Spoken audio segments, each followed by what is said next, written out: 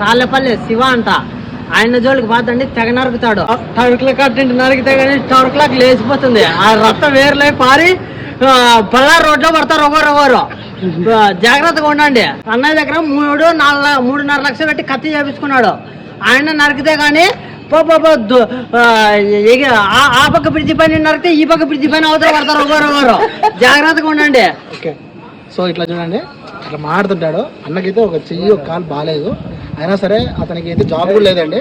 But నాకైతే ఆయన చెప్పే విధానం నచ్చింది అనమాట. అంటే ఎవరికి హాని కలిగించాడు, చాలా మంచి వ్యక్తి.